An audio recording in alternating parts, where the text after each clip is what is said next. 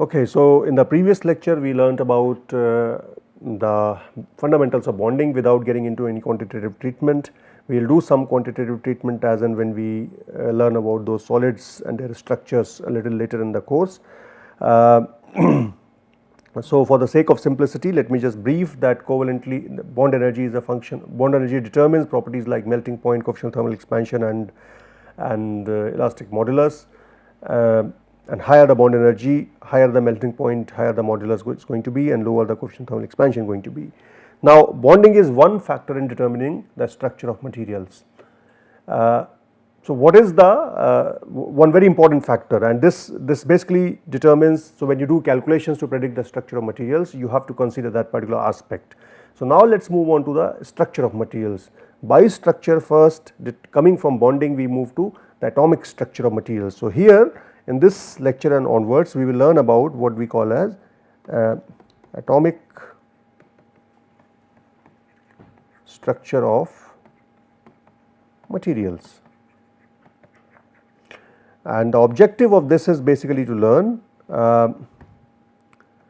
how are atoms arranged in space. Of course, there is whole mathematics which is behind determining the structures, but we will not get into that mathematics right now. So how are these atoms arranged in space? What do we mean by a crystal structure, crystal and structure, and what is the basis?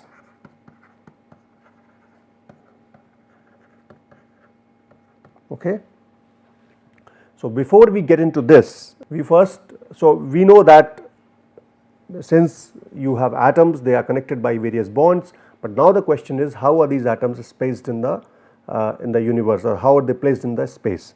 So before we talk of atoms, we just start with random points in space. So we just look at first the points in space.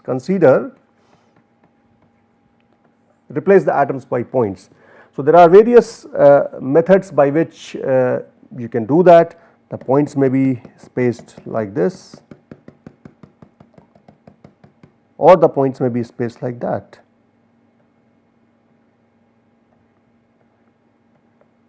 These are just two illustrations, there are various other possibilities. So in one situation you have a distribution which is random. In this case, what do you call it? You will call it periodic or regular. At least you can see a pattern there on the right side, but you can't see a pattern here on the left side. So here it is random without any periodicity, you can say lack of periodicity. Most materials in nature, with the exception of few, tend to have atoms arranged in regular fashion. So when you look at the atomic structure, you will see that atoms are placed in space in a very regular pattern. And where did the motivation behind come from? The motivation come from the works of some previous scientists. For example, there was a scientist called as Steno. Okay, Steno was a scientist who lived between 1638 to 1686. You can see he only lived for very short time. He made drawings of things like quartz, and he made drawings of things hematite, and what he did was he made these kind of drawings. Okay, he made these regular shapes. Now these shapes, many of them he drew, not only these. So I am going to draw only a few of them.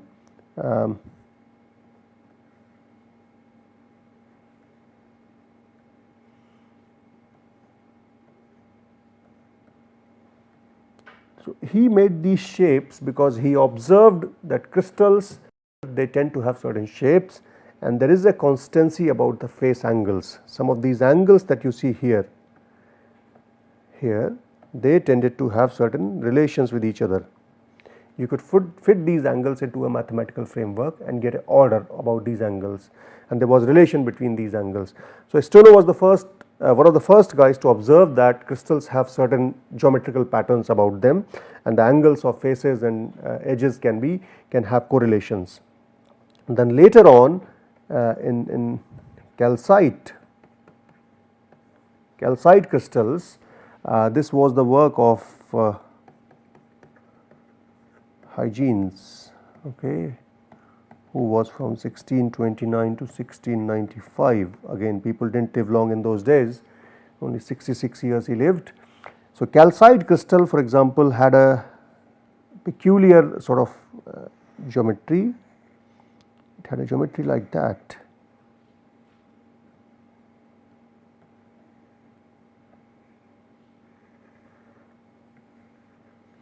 So this sort of geometry forced scientists at that time to think that if a calcite crystal macroscopically can have such a regular shape, then what must be about the atoms sitting inside the crystal? So perhaps it is also because the atoms in this are also sitting in a ordered fashion, in something like that. I am not saying it is exactly like that, but there must be some order about the atoms which are sitting inside, so that it is only because the atoms, if the atoms are sitting inside in a regular fashion, the crystal itself would manifest in a regular shape. So this was the underlying basis of why, so you can say that first thought was regular shape of crystals is probably due to regular arrangement of atoms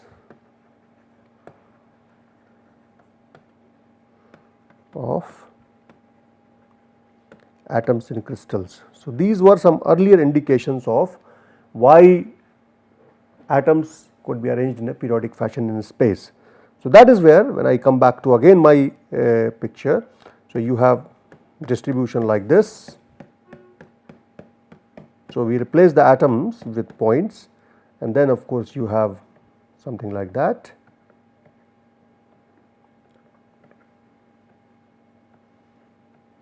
So this is non-periodic,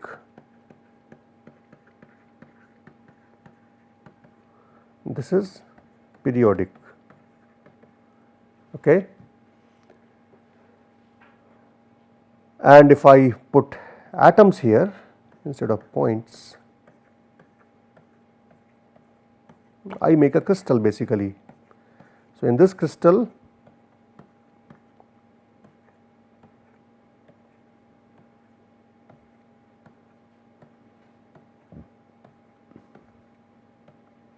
considering atoms as spherical in nature, so this would be, so this has no long range periodicity. Such materials are also called as amorphous, and the materials in which this kind of periodicity is there, these are called as crystalline. So amorphous materials are typically things like glasses, but all other materials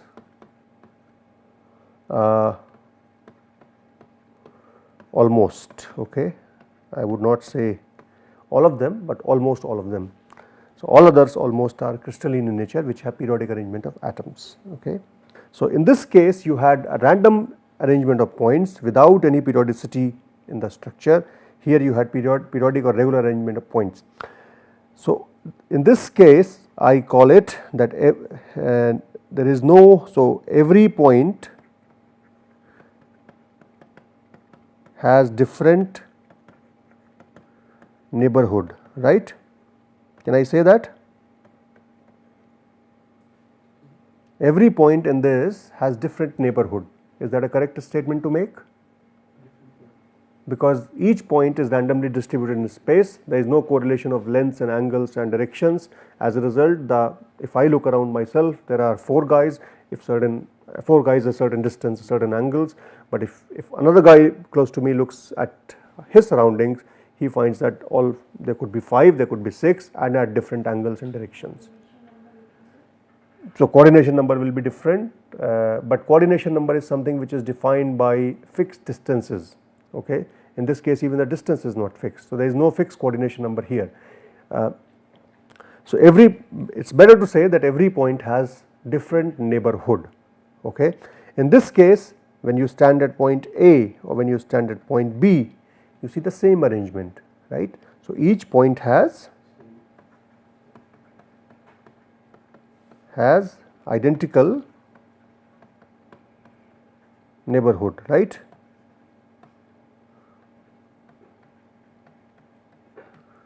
All right. So now, that is first thing that now let me make another structure which may look periodic in nature, but it is still not periodic. So let me draw something here.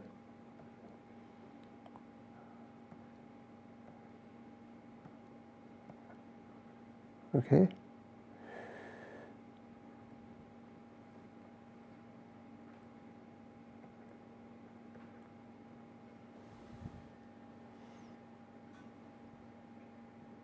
Okay. Now, if I let us say stand at point A and if I stand at point B, do they have identical neighborhood? This is a hexagonal arrangement. Okay. This is a hexagonal arrangement. It's, I mean, it's not very precise here, but it's kind of hexagonal in nature.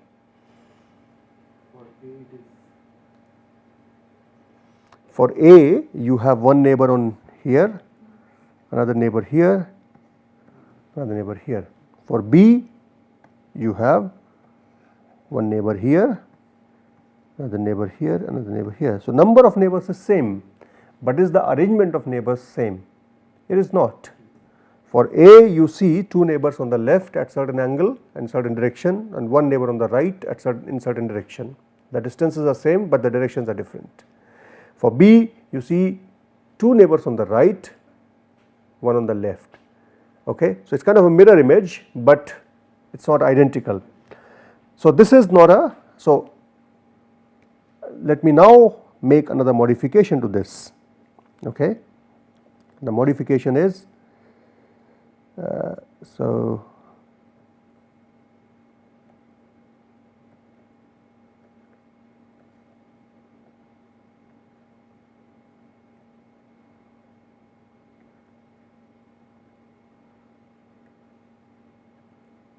okay. Now let me put a point here.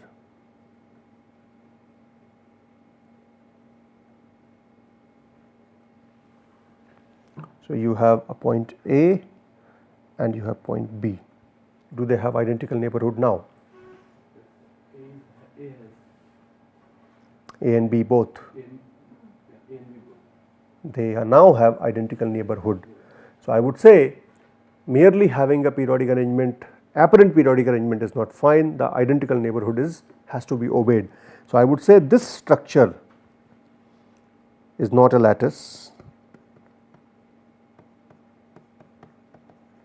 this is the lattice. So by definition, when points arrange themselves in space in such a fashion so that the arrangement is periodic and every point has identical neighborhood, these two conditions qualify that arrangement as a point lattice. So this is called as a point lattice. Okay. So the two definitions are periodic, periodicity, and identical neighbor.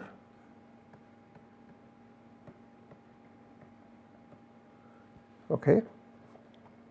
So these are two distinct scenarios. Now let me, so once we define a periodic lattice in this fashion, let me draw a periodic lattice. So this is a periodic lattice.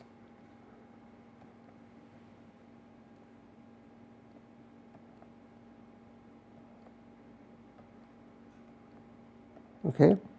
In this periodic lattice, I can draw a smallest repeating unit.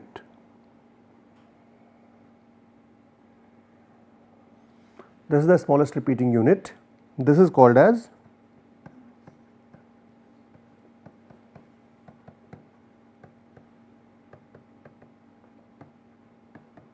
this is called as unit cell. Okay. However, let me and these and the sides of this unit cell are called as unit cell parameters. So, if this is A, this is B, this is gamma. So, these will be A, B and gamma. So, A, B are the lengths, gamma is the angle between the two edges. These are called as unit cell parameters. Okay. Now, the question is the choice of this unit cell unique? I can also make a unit cell like that.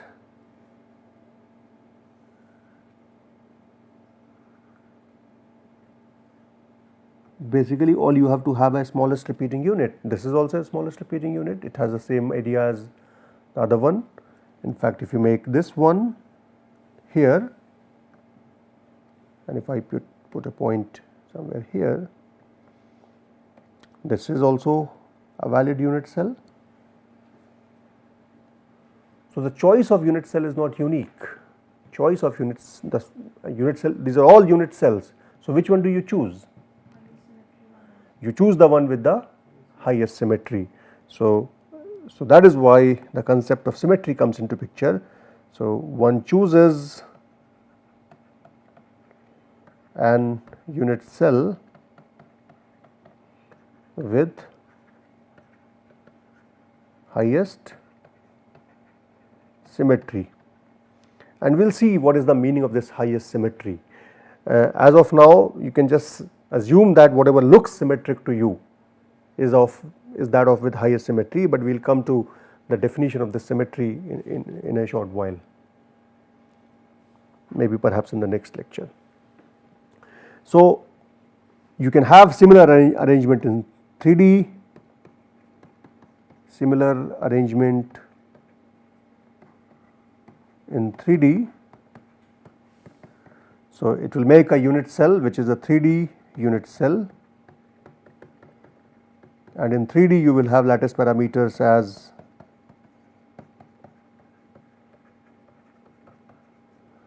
A, B, C and alpha, beta, gamma. So, basically it will look something like that, a parallelogram.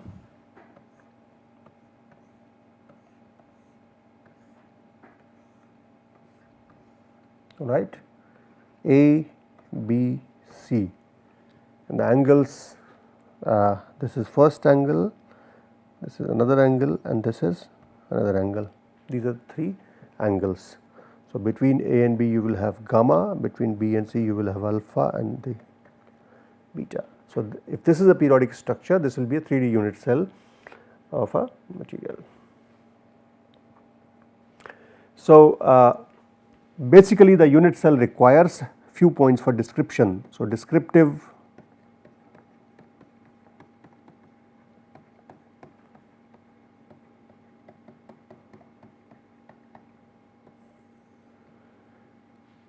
first thing you need to measure its size and shape. Size and shape is determined by alpha, beta, gamma and A, B, C. What is the other thing that you require? Now, if you replace the points by atoms, points are taken for the sake of convenience, because atoms can make it a little complicated. You may not have just one type of atom, you may have different types of atoms. So, that is why we just begin with the point. Now, let us say we replace the point by an atom, an identical atom. Okay.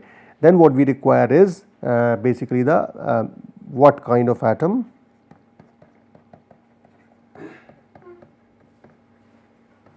and its coordinates. Basically what we require is the fractional coordinates of the, you can say the fractional coordinates of the atoms. So, these few things are required to specify. So, if I replace these points by atoms here, so these are all atoms. So, to describe the unit cell you require these positions to be known. Now we have seen, so A, B, C are the lattice parameters, alpha, beta, gamma are the interaxial angles or angles between the edges. The unit cell can also be defined in a little bit more quantitative manner. So if you have a arrangement of points like this in a space,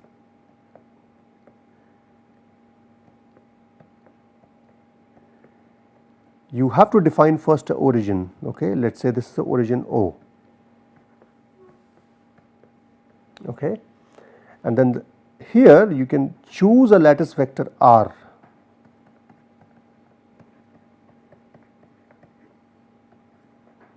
And this R can be defined as N1A1 plus N2A2 plus N3A3 in the 3D, or here you can just in 2D you can take. So if you have a lattice vector, let us say R, this is R. So now, so you have these two vectors you can define. So these two vectors will make the unit cell. Alternatively, you could have chosen your vector as this, another vector as that. So this will be the periodic vector which will construct the lattice. So depending upon the choice of lattice vector, you can create these arbitrary unit cells. Okay, you can have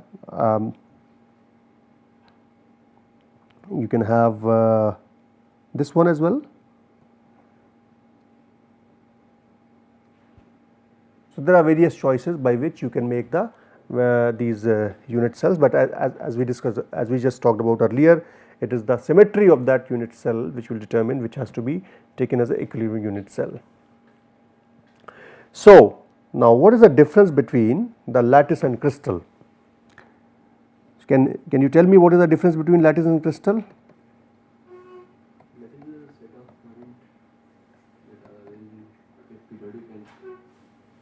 Okay. Okay, but what is the definition? Lattice plus motif make a crystal. Okay, so lattice is only about the points in space, or you can say periodic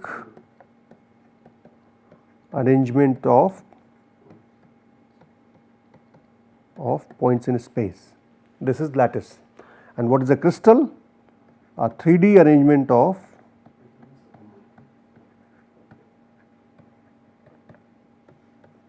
atoms in space. Okay? So basically you can say you start with a point lattice, and when you put atoms here, it becomes a crystal lattice. All right. So based on this particular aspect of lattice, now within this lattice, if I go back to previous one, so I have a unit cell like this. Now if these are all atoms, this will be called as a crystal lattice. Okay. Now, so we said that lattice plus atoms make a crystal lattice, and this atoms basically can be put in a more specific term which is called as a motif or basis, some kind of object. Basically it could be one atom, it could be a group of atom, it could be random multiple types of atoms arranged at various places. So for example, let me just again I draw a simple lattice. There will be a lot of drawings here. Okay. Now what it can mean is I can just put a simple one atom. This is the simplest form.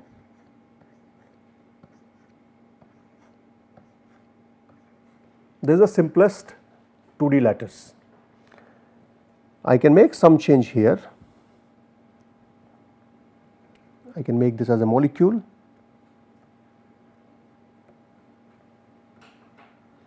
Let us say it is it's not just one atom which goes to a point, it is this molecule which goes to a point. So, you have replaced the points with these molecules.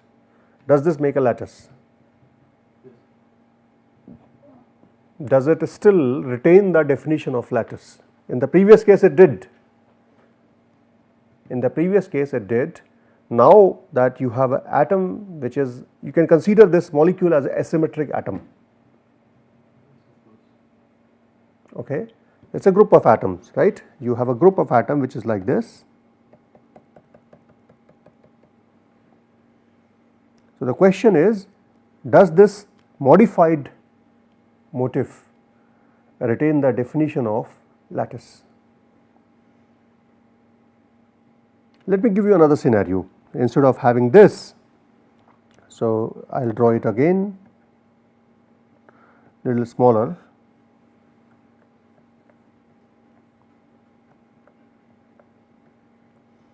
Now again I draw these atoms.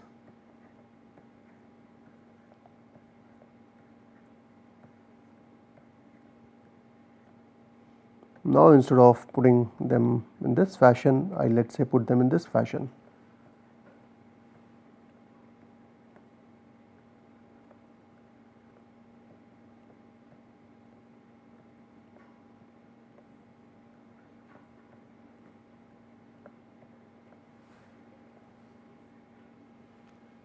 So, these atomic arrangements now they have modified from the previous one. So, the question they raise is whether they still maintain the validity of lattice. They seem as if they are periodically arranged in the lattice, they are regularly spaced, that is not a problem. They look like as if they are following certain pattern, but the question is, do they maintain the validity of definition of lattice. So, we will discuss these aspects related to placing different kind of objects or motif in space and how do they alter the definition of lattice, and then invoke the symmetry to understand this in the next few lectures.